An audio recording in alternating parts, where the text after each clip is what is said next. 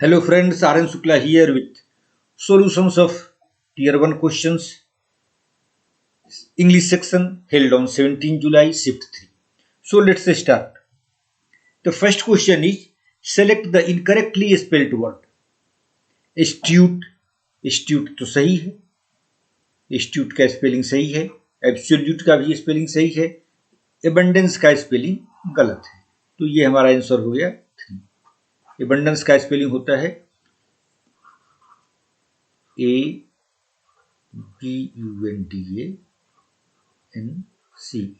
और ये गलत लिखा हुआ है, ई नहीं होता है, यू होता है, तो आंसर होगा हमारा सही. एबंडेंस का मीनिंग होता है प्लेंटी, मोर देन रिक्वायर्ड. इसका वर्ब फॉर्म होता है अबाउंड, अबाउंड से बना हुआ है, अबाउंड वर्ब फॉर्म होता है अबाउंड, और प्रीपोजिशन इसके साथ लगता है इन.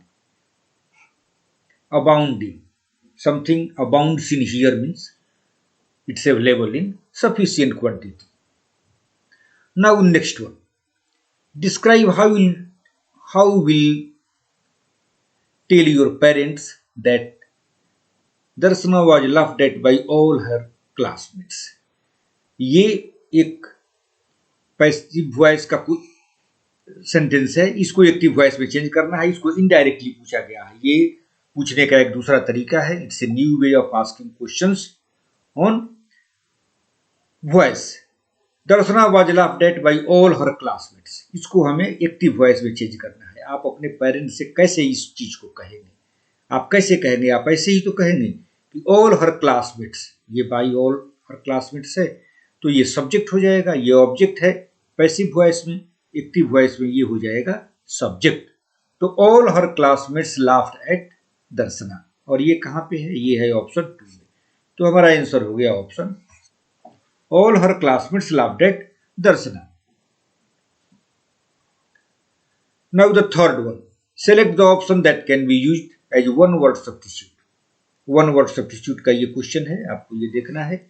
And the words are money paid to form a wife, husband or partner when the marriage is ended. When a marriage ends for any sake, for divorce or for any disputes, then the wife or husband pays to their next partner some money as compensation, and that money is known as alimony. Money paid for compensation, which is a legal right, that is known as alimony. So your answer choice 4 is correct one.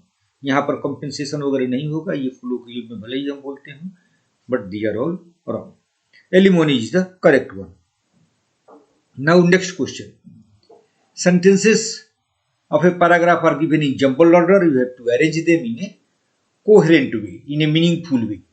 तो जब भी आप देखिए हमें एक के बाद एक सेंटेंस दिख रहा है, देयर से शुरू होता है, तो देयर वाले सेंटेंस अक्सर often in 99% cases the paragraph starts here from.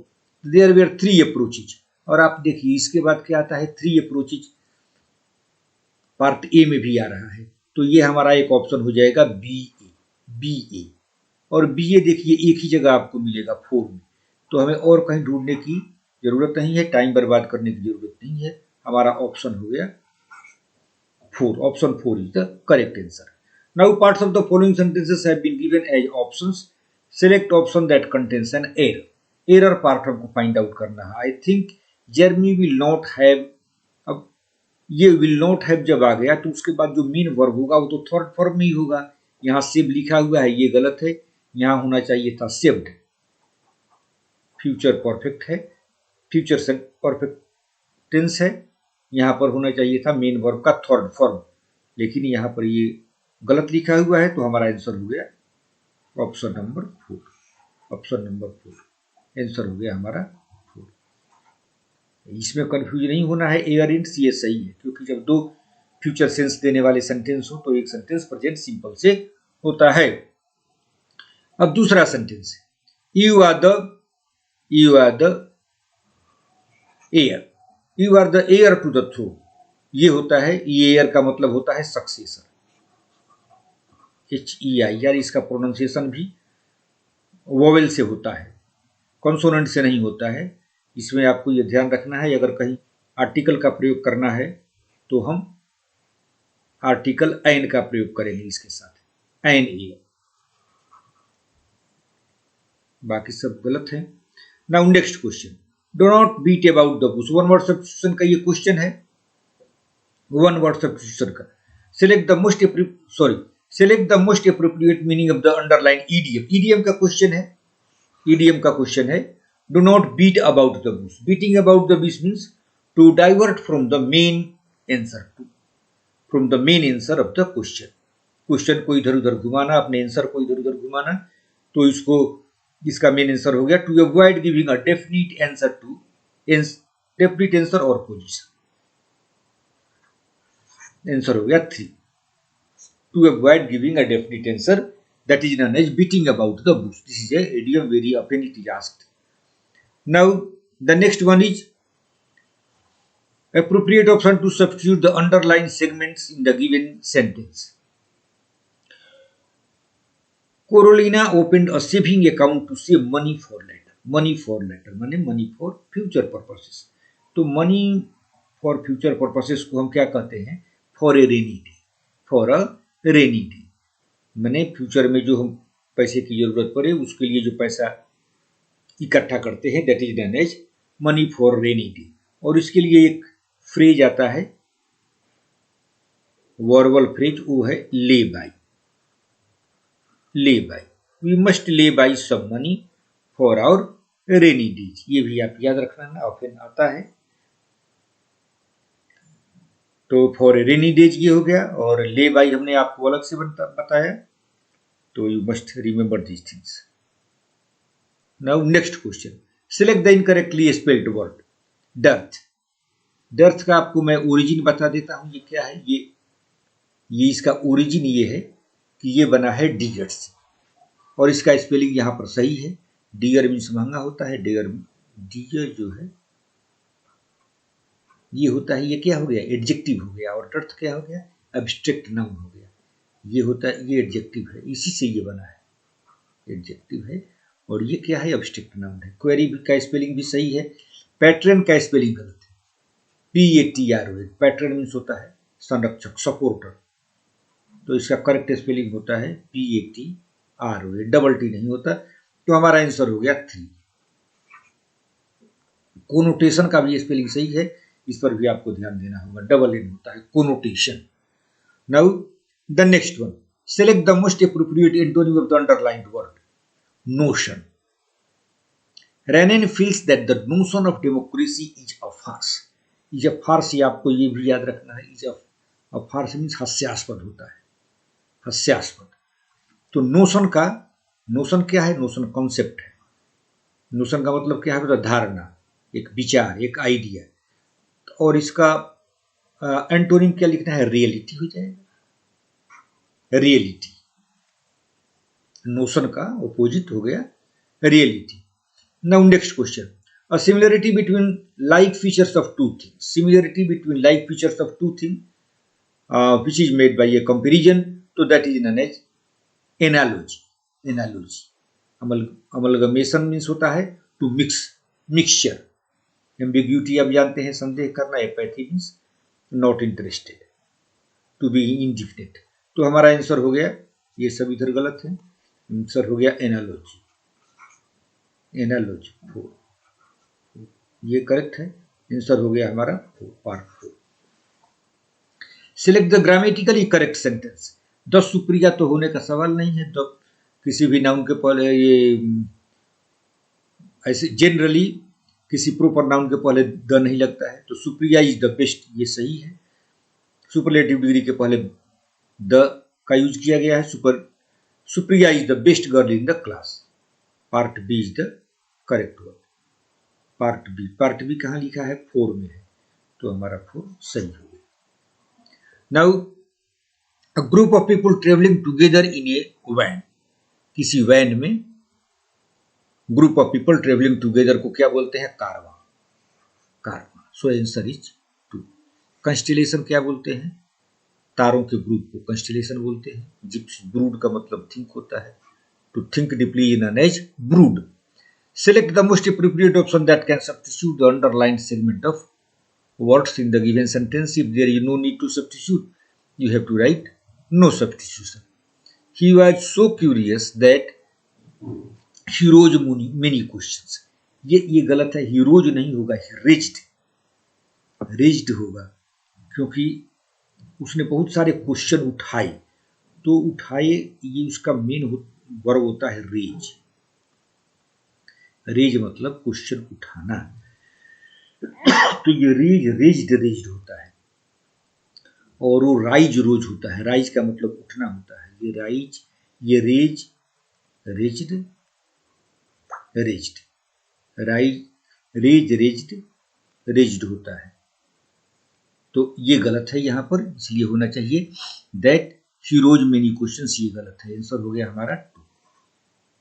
वो होता है राइज रोज रीजन, तो वो उठना होता है, जैसे हम अपने बेड से उठते हैं, लेकिन ये होता है उठाना। उसने बहुत सारे क्वेश्चन उठाए। Parliament the minister for food and agriculture raised so many questions pertaining to villagers, pertaining to farmers of village.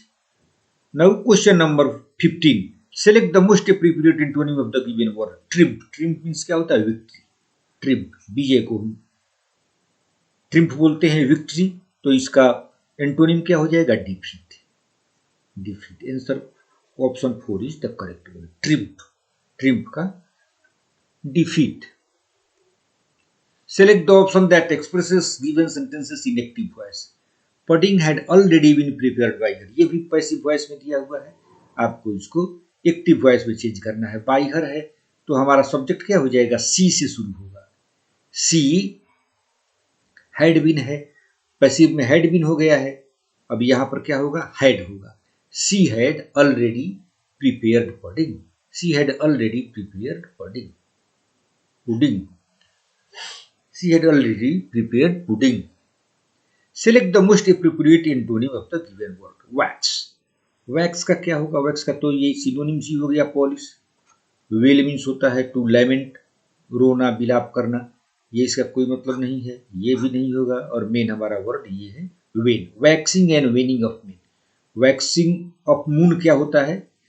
Waxing of moon, waxing of moon होता है from first moon to full moon, waxing होता है। और from full moon to first moon waning होता है। जब moon का shape कम होते जाता है, from full moon to first moon, ये वेनिंग कहते हैं, वेनिंग ऑफ मून। और वो waxing of moon, waning. Wane का मतलब ही होता है कम होना, वेनिंग ऑफ मून। ये वैक्सिंग ऑफ मून। वेन का मतलब भी होता है कम होना। एक फ्रेज भी होता है to be on the wane, मतलब कम में होना।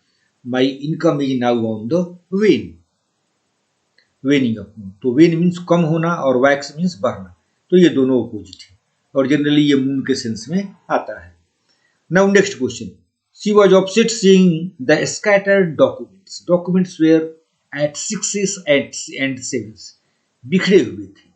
तो इसके लिए हमारा एंटोनिम क्या हो जाएगा? गैदर्ड। स्कैटर्ड के लिए आपको एक फ्रेज आता है to B eight 6s and 7s, इसको भी याद रखेंगे। Now next question. The patient found the doctor to be obtuse, मतलब वो डॉक्टर किसी चीज को सही ढंग से जल्दी नहीं समझ रहा था। तो ओब्ट्यूज का एंटोनिम हो जाता है एस्ट्यूट। ओब्ट्यूज का एस्टोनिम हो गया astute. Obtuse means slow in understanding, slow in understanding, slow in understanding.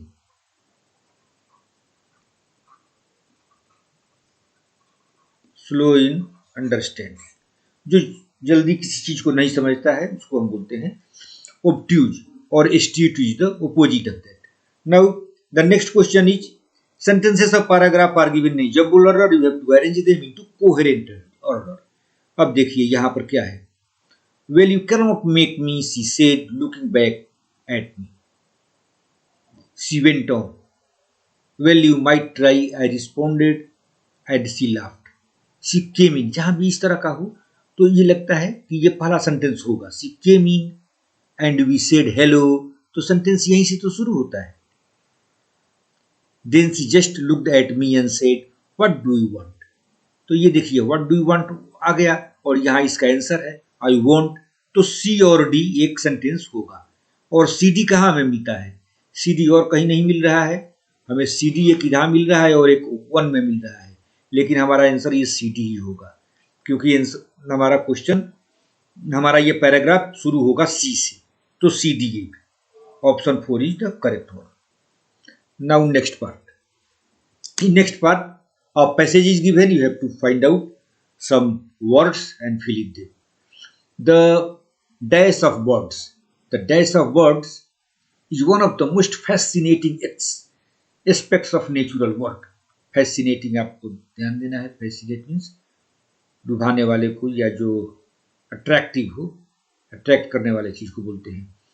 तो यहाँ पर क्या हो जाएगा कि diversity, diversity of birds, diversity विभिन्नता, बर्ड्स की विभिन्नता, द डाइवर्सिटी ऑफ बर्ड्स। तो ये हो गया हमारा पहला। यहाँ वेरिएबिलिटी, असॉर्टमेंट और मल्टीट्यूड का कोई मीनिंग नहीं है, यहाँ हो जाएगा ऑप्शन नंबर 2।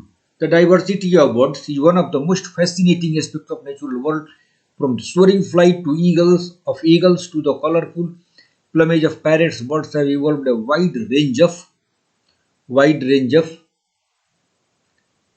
यहाँ पर क्या हो जाएगा शॉर्ट कमिंग्स, वीकनेसेज, फेल्यूर्स नहीं, स्ट्रेटेजीज। ये बर्ड्स की स्ट्रेटेजीज है। क्या स्ट्रेटेजी है? बहुत सारे स्ट्रेटेजी है। Soaring flights to the colourful plumage of parrots, wide range of strategy to survive and thrive. Thrive means to progress in their environment.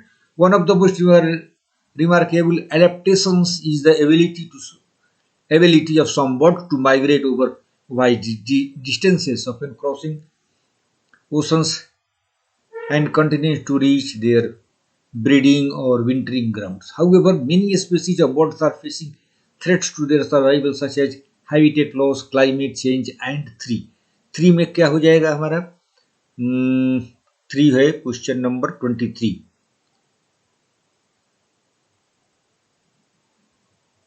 And ये इनका ये क्या है? ये these are all problems threats to their survival, such as habitat loss हो जा रहा है, इनके जो पेड़ पौधों को उखाड़ा जा रहा है, क्लाइमेट चेंज हो रहा है। उसके बाद क्या करते हैं लोग? इन पर एक्सप्लॉयटेशन भी करते हैं, माने इनको मार देते हैं, पकड़ लेते हैं फॉर देयर सेल्फ पर्पसेस। तो यहाँ हो गया exploitation. Now in response conservation efforts have been put in place to protect these birds and their habitats. This might involve creating protected areas,